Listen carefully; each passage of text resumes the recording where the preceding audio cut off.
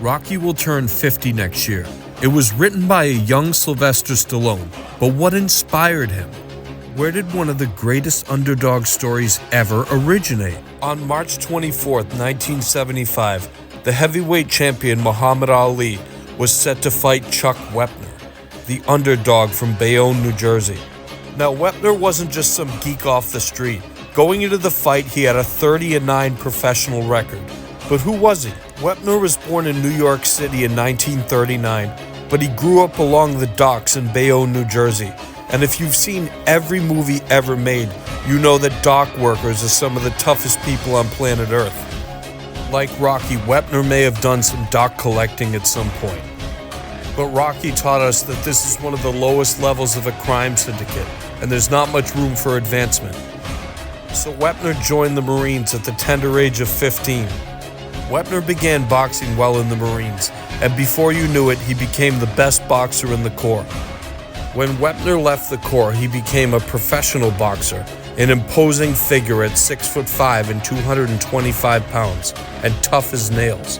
But somewhere there was a 28-year-old struggling actor watching all of this unfold on television. He wanted to forge his own path after losing out on some huge roles such as Michael Corleone in The Godfather. Initially, Ali thought this would be a cakewalk, but early on in the fight, he realized this wasn't the case. Wepner wasn't there to just quit, and he didn't let Ali fight his fight. He brought him back to the docks at Bayonne, New Jersey. But Ali, being one of the great competitors of all time, responded. These are some of the heaviest punches I've ever seen Ali throw in a fight. Wepner even knocked Ali to the ground, nearly knocking him out in the 9th round. Ali got up quickly, and he knew that Wepner wasn't going to fold at this point. The fight went 15 brutal rounds incredibly. Ali would ultimately achieve victory. After a technical knockout in the 15th round, the referee called the fight. But Wepner had earned his respect. But he also fought against legends like Sonny Liston and George Foreman. He defeated Ernie Terrell. And a year after he fought Ali, he fought Andre the Giant, who wasn't wearing gloves. Wepner was wearing gloves, and I'm still not sure exactly what this is. The formidable 6'5" Wepner looked tiny compared to Andre. And I've seen the footage of him wrestling a bear, I'm just not going to include it. Wepner was supposed to have a role in Rocky II, but due to poor decision making, he didn't show up to the set. And yes, the character of Apollo Creed was based on Muhammad Ali. I'm pretty sure Wepner and Ali never sprinted on beaches together, nor did they frolic in the waves. This just doesn't feel like something Chucky would do. Wepner had his own biopic come out in 2019. It was called The Brawler. Obviously, they went to Bradley Cooper and worked their way down from there. Wepner is still going strong, at a hearty 86 years old. Tom Hanks plays ex-Major League superstar Jimmy Dugan in the 1992 film A League of Their Own. We are told in the movie that Dugan was a former 6-time home run champ. It is believed that his character is based on Jimmy Foxx, one of the greatest players of his era. He hit .325 for his career and had 534 home runs. He coached one season in the All-American Girls Baseball League for the Fort Wayne Daisies. But that's not what I want to talk about. This footage you're watching was shot by Jimmy Foxx himself in 1934 using his home movie camera. They were on a ship with all Major League stars heading to Japan to promote the game. As you could see, Babe Ruth was there. For some reason, a 16-year-old Robert Wadlow is there.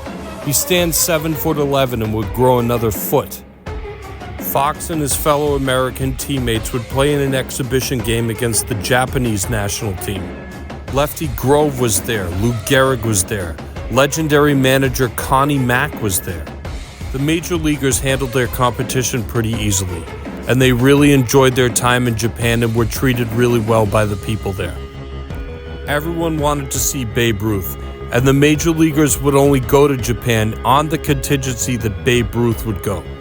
And on to the 1982 Old Timers game, where 75-year-old Luke Appling hit a home run into the left field stands. Appling was born in 1907.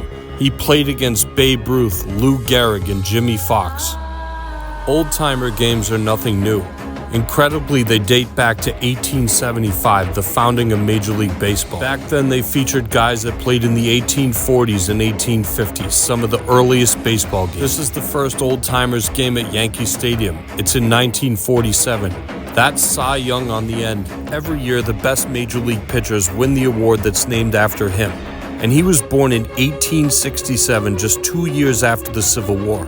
He's probably the oldest player at this game. 1947 was the year Arnold Schwarzenegger was born. It was also the year pitching great Nolan Ryan was born. And ironically, he never won a Cy Young Award. Others in attendance included Tris Speaker, George Sizzler, and Ty Cobb. This is the earliest known instance of professional wrestling that we have on film. It's dated to 1913 and it's been colorized. It seems to have drawn a massive crowd, a prelude for things to come.